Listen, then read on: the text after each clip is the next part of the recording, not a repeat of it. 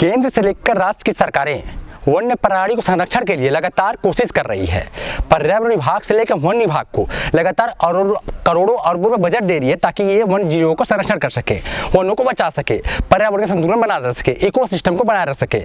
मगर देखिए कि एक ओर जहाँ सरकारें लगातार कोशिश कर रही हैं, अलग अलग विभागों को पैसे दे रही है, वहीं विभाग किस तरह से लापरवाह है, वन्य प्राणियों का शिकार हो रहा है और वो मौन धरे हाथ में हाथ रखे बैठा हुआ है। नमस्कार, मैं चंद्र प्रकाश साहू हूँ और देखना शुरू कर चुके हैं लोक विचार।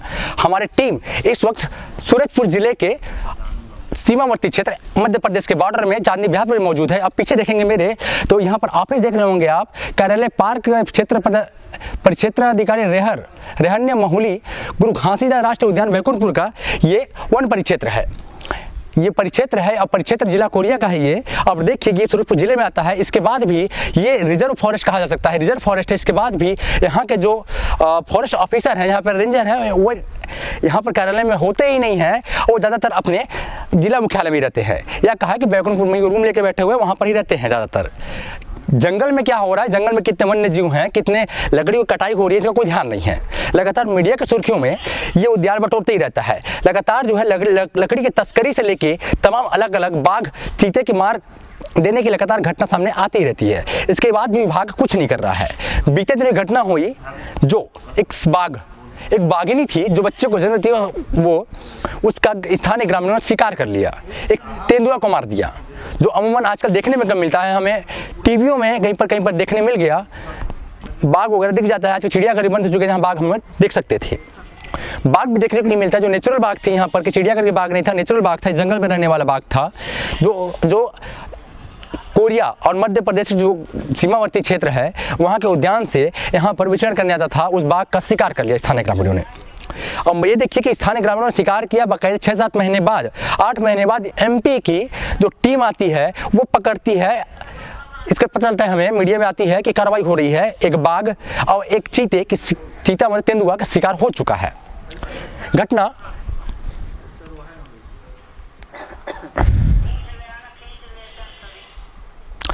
17 अक्टूबर की बताई जा रही है, जिस दिन खुलासा होता है।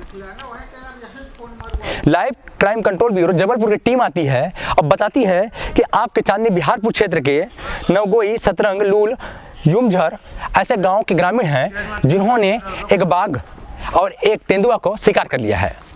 इसके बाद कहीं यहाँ की स्थानीय टीम हरकत में आती है और लगातार जो है उसको खुलासे करके उनको अंदर करती है। इसमें से देखिए आप कि इसमें से 11 आरोपी टोटल पकड़े जाते हैं, जिसमें से 5 आरोपी पुलिस के हिरासत में हैं और 6 आरोपी फरार चल रहे हैं। ऐसे में ये सवाल उठता है कि आखिर ये जिस समय बाघ का शिकार हो रहा था, जिस समय तेंदुआ का शिकार हो रहा था, इसमें वन विभाग क्या कर रही थी, राष्ट्रीय उद्यान के अफसर क्या कर रहे थे, ये सबसे बड़ी सवाल उठती है। तो जो घटना होती है, आप देखिए कि जो तेंदुआ मारा जाता है वो मारा जाता है इसी उद्यान क्षेत्र के सतरंग के जंगल में जो है बाघ की शिकार होती है। बाघ का शिकार बाकायदा 7-8 महीने पूरा हो जाता है।